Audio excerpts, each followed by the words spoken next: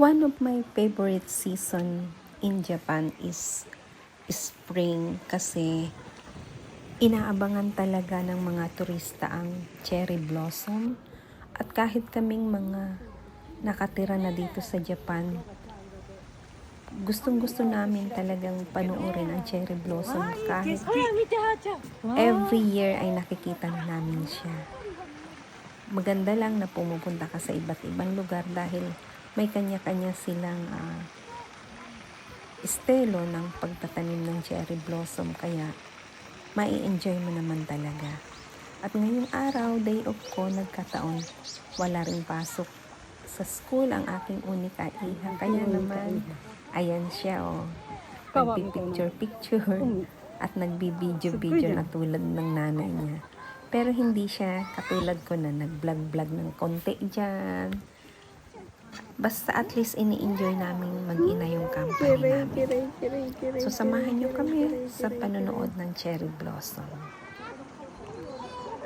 Andito nga pala kami ngayon sa Cariado Koen o Cariado Park kung saan makikita mo ang buong Handa or ang city ng Handa. Maliit na city lang itong lugar namin pero pag makikita mo siya dito sa taas, napakaganda niya pala tingnan. At medyo matagal na rin akong hindi nakapunta dito sa Koen na ito, sa park na ito. Siguro mga 10 years yung last na pumunta ako dito. Pero napakalapit lang namin sa kanya. Tuwing cherry blossom kung saan-saan kami nagpupunta. At dahil ngayon, bigla ko siyang naisip na puntahan. Napakaganda pa rin talaga. Ang pinakamaganda dito sa pagpunta namin ngayon, guys, is yung makasama ko yung anak ko. Makapag-banding kaming dalawa. And na-appreciate niya kasi yung last na pumunta siya dito, wala pa siyang 10 years old, so hindi niya pa masyadong na-appreciate yung beauty. Ang na-appreciate niya lang noon is yung makapaglaro siya dito, ganon.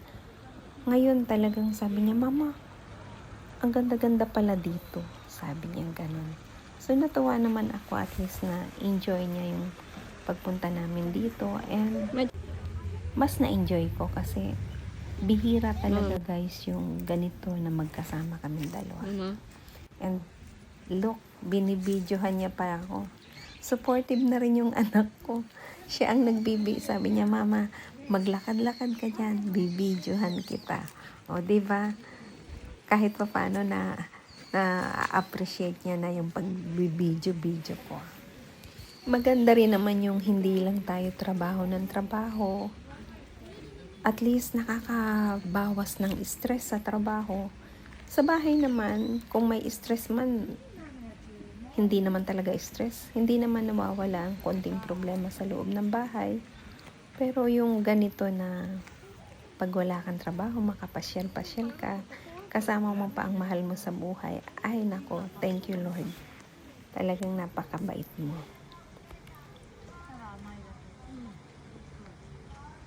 Ang kagandahan pa dito sa Cariado Koen, pwede kang mag-picnic dito kasama ang iyong mga pamilya at mga kaibigan. Yung last time nga, mga 10 years ago, na nagpunta ako dito, ang kasamahan ko naman mga co-workers ko at nag-barbecue kami dito. Yun ang naalala ng anak ko na parang nung last time daw na nagpunta kami dito, parang nag-barbecue kami. Kaya sabi ko, oo nga anak, yun yung last time na nagpunta. Tulad nila, nagdala lang sila ng mga, yung iba may dalang tent, yung iba may dalang maliit na table.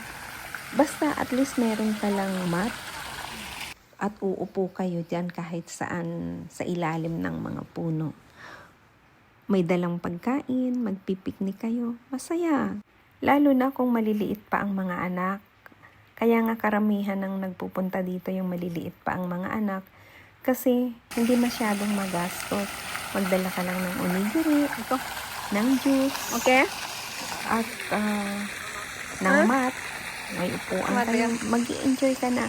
Dati nga guys, meron pa ditong yatay or ano ba yung yata, yung mga vendors na nagtitinda sila ng mga choco banana. Yan yung mga tinitinda sa ganitong lugar. Natutuwa talaga ako sa anak ko ngayon. Alam niyo guys, sabi niya, "Mama, maglakad ka dyan at bibidyohan kita." Medyo tanghali na at nalibot na rin naman namin ang lugar na ito, kaya nagyaya ang anak ko, "Mama, kain muna tayo." And dahil may malapit na Indian curry restaurant dito, kaya andito kami ngayon sa Indian curry restaurant. Kaya kain na muna tayo.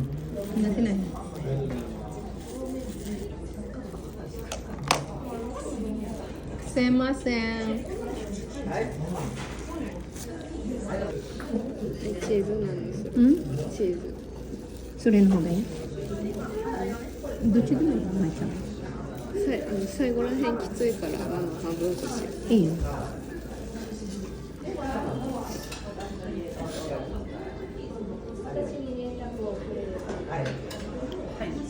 はい、まいちゃん。まいちゃんだ、何年だったっけ？A ランチ2つで、1個が日替わりで、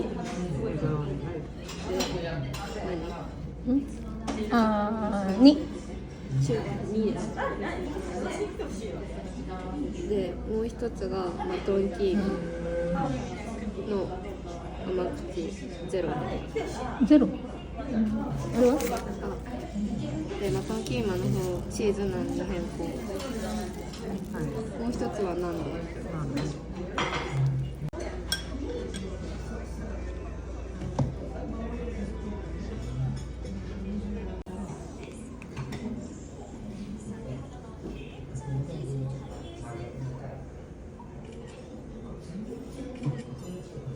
何？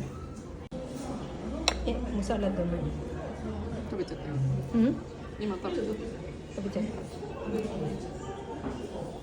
ママのが。サビチーズ。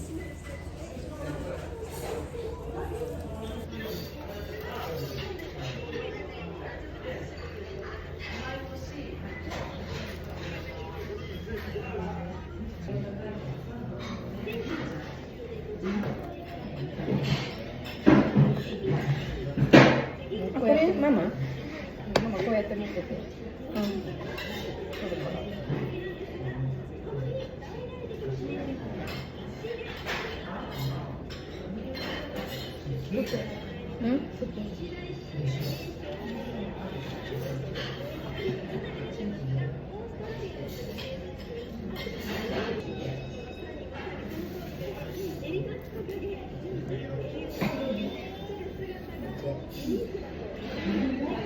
これママの？ナスのやつ？ナスのやつ？